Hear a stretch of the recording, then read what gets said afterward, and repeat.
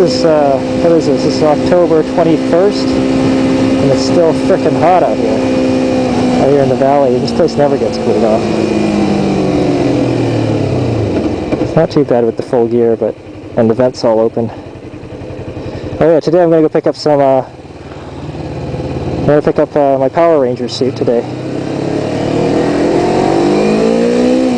It's, yeah, it's another BMW thing. And then getting a BMW Pro Race suit. That's what I'm going to get.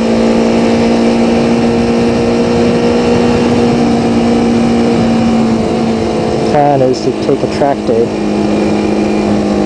There's this really cool track school in Las Vegas, run by a guy named Freddie Spencer, who's back in the 80s. He was a very, very popular rider. He's a 3-time world champion. But I guess back then they didn't have MotoGP. They had like World Grand Prix or something like that, and it's his track school. So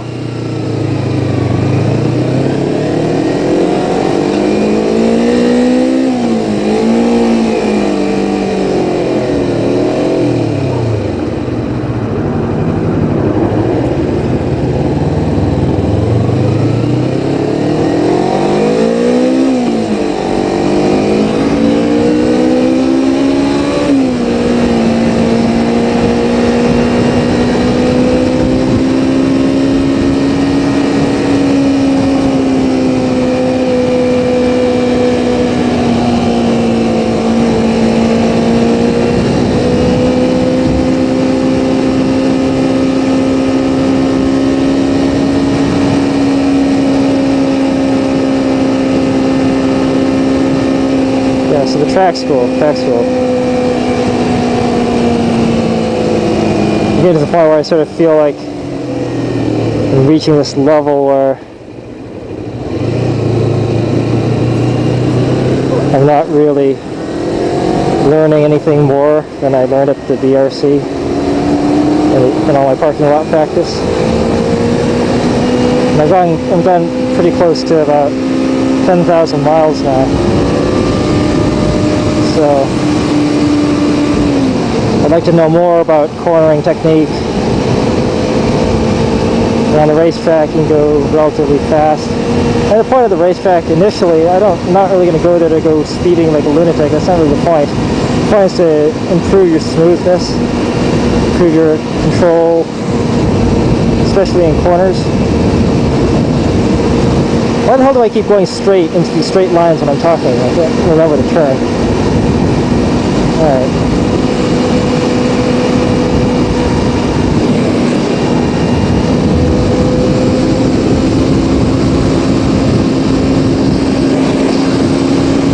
This reminds me of the first time I was riding. I just did 60 miles in a one-block area, just 60 miles going round and round and round, back and forth, cutting through, doing different directions and different kinds of turns from stops. That's what I did when I first started riding on this bike.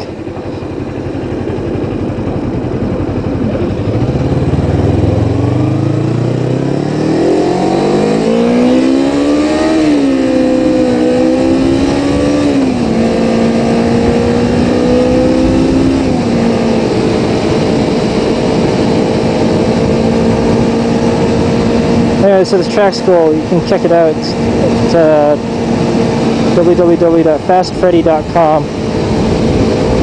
And this school looks, it's kind of expensive. You can take a 2-day or a 3-day course. And they supply the bikes. They supply Honda CBR 600RR sport bikes.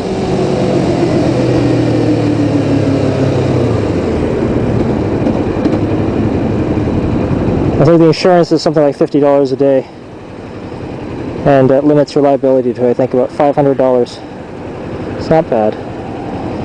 And they make a DVD of all your, I guess, all your laps, all your runs, so you can review how you did.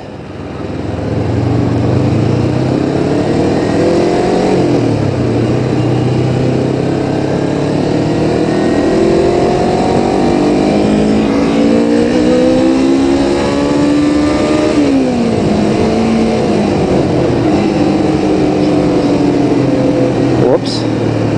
Dumped the clutch there.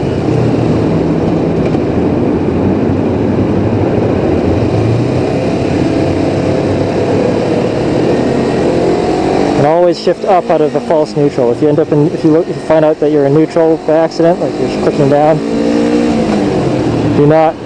don't drop it into first. There's a factor in how I went down. Always upshift out of a false neutral. Up, up, up. What the fuck am I doing?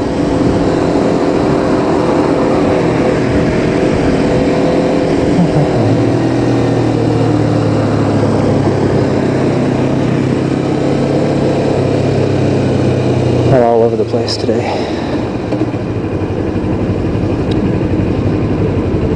Anyway, so that course is in Las Vegas. Hopefully by then I'll have fully warmed back up. Maybe I'll even have my F4i back.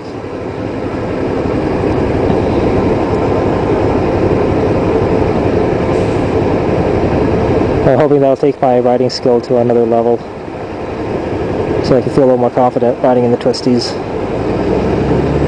Just understand the dynamics of motorcycling and learning from professionals.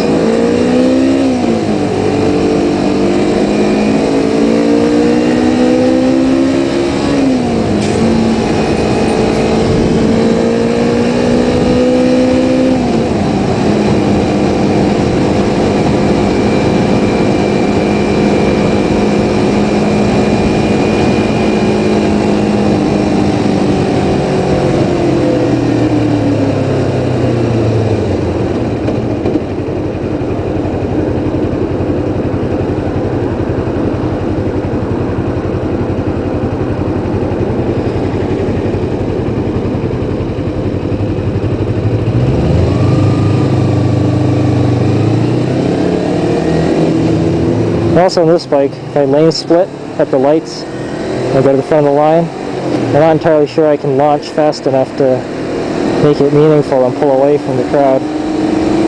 Whereas on the F4i it was pretty effortless.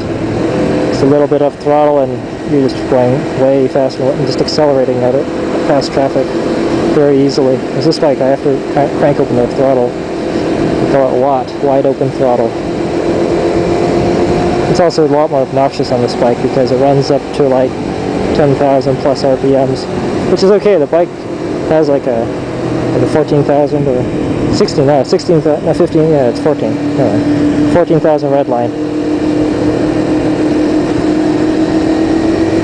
The only time I've taken it that high was on the freeway, and I was like in 5th or 6th gear, and I had the throttle pretty much wide open.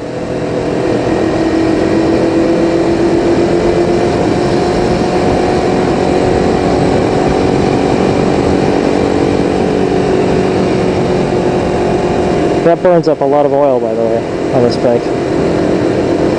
I've got a week of aggressive freeway riding and we burn a good chunk of oil, so I had to add like about, I don't know, half a quart.